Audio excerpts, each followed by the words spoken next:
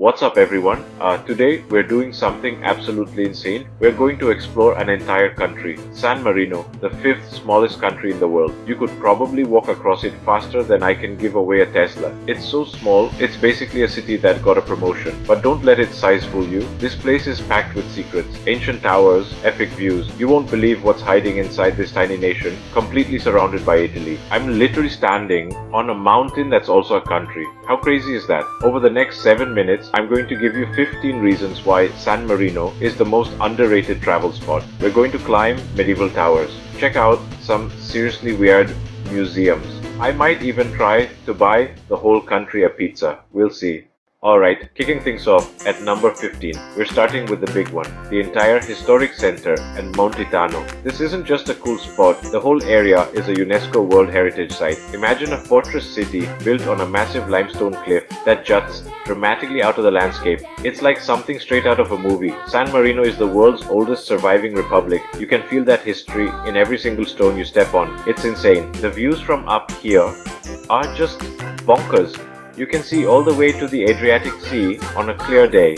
This tiny country packs a giant surprise. Most people just drive past it on their way through Italy, but they are missing out on one of the most unique places in Europe. You're literally walking through 1,700 years of history that built its house on top of a mountain and just chill. It's the ultimate power move. Coming in at number 14, we're starting our tower tour with Guaita, the first tower. This thing is an absolute beast. It's the oldest of the three towers, built way back in the 11th century. For hundreds of years, this was San Marino's legendary defense. Invaders would look up at this monster perched on a cliff and probably just say, you know what, let's go invade somewhere else. This looks like a lot of work. I'm climbing up the same steps that guards walked on 1,000 years ago.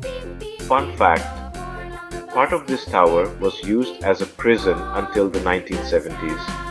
Can you imagine the real estate pitch back then? It's a bit rustic, the security is top notch, and your neighbors are very quiet.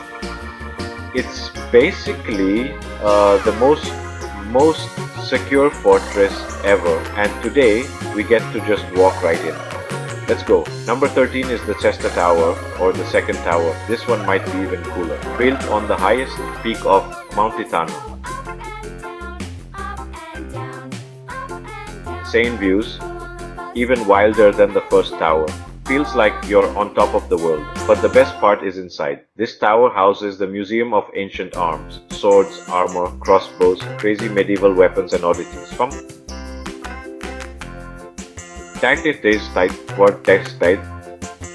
Over 2,000 pieces dating from the Middle Ages up to the 19th century. I feel like I should be getting ready for a battle. I'm half tempted to put on a suit of armor. Trying to lift a heavy shield, failing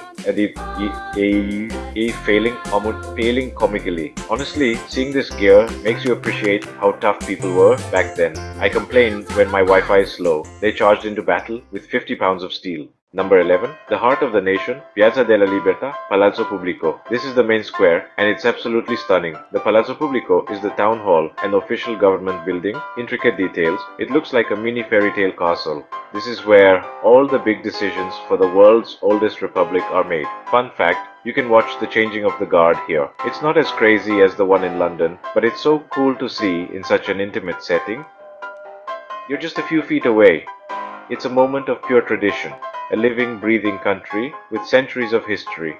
Number 10, the Saints Basilica, the Basilica di San Marino, dedicated to Saint Marinus.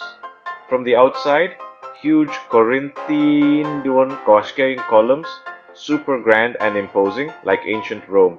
Inside, peaceful, beautiful, not overly decorated, powerful and serene. Fun fact, under the main altar, there's a small urn said to contain the relics, the actual bones, as Saturday of Saint Marinus, the founder of this entire nation, is literally right here. That's a pretty epic origin story. Next up, at number 9, the State Museum, Museo di Stato. Like San Marino's attic, 4 floors packed with archaeological finds, art and history. Ancient coins, pottery, paintings. even Egyptian relics. Most surprising, a collection of ancient Egyptian artifacts, including a sarcophagus. I was looking at old coins, and then bam, a real-life mummy case. Wait, what is that doing here? Fun fact, donated in the 19th century. So random and so cool. Okay, things are about to get a little weird at number 8. We're at the Museum of Torture. Yes, you heard me right. Viewer discretion is advised, kinda. Beautiful, peaceful, fairy tale country. But there's a museum dedicated to some of the most gruesome devices ever invented. It's a little jarring. You go from beautiful art to seeing an Iron Maiden. It's definitely an experience. It's dark. It's creepy. It's surprisingly fascinating. Fun fact, the Heretic's Fork, a double-sided fork strapped to your neck so you couldn't fall asleep or lower your head. Pretty grim, but a crazy reminder of how different the world was. Not for everyone, but if you like the bizarre and macabre, it's unforgettable. Just maybe don't eat a big lunch right before you go in. For number 7, we're stepping into the life of the rich and famous 17th century style Palazzo Pergami Beluzzi, part of the State Museum complex, a perfectly preserved aristocratic residence, like a time machine. Original furniture, incredible paintings, all the fancy decorations, painted ceilings, ornate wood, silk wallpaper, makes you want to put on a powdered wig and start ordering people around. It's not just a museum of objects, it's a museum of a lifestyle. For a few minutes, you feel like a 17th century celebrity. After all that excitement, number 6 is a moment to just breathe. The Basilica di Santa Chiara, smaller, more modern, attached to a monastery. Incredibly peaceful, simple, elegant, calm. Tiny fun fact, it also houses the University of San Marino's library and the Museum of the Emigrant. A perfect peaceful corner in this mountaintop city. We're cracking the top 5. Number 5 is the Borgo Maggiore market and the cable car. A centuries-old open-air market, local cheeses, meats, clothes, souvenirs. Lively and authentically San Marinese. The best part?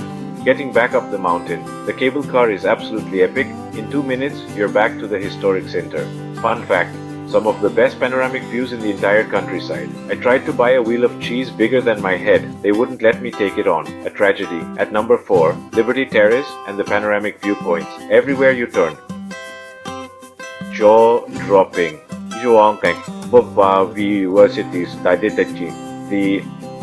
The terrace by Piazza della Libertà is one of the best. Rolling hills and the towers. Find a crossbow-shaped viewer, like an old-school telescope. Superstition says if you look through and make a wish, it's more likely that it come true. Get a friend to snap the wish moment.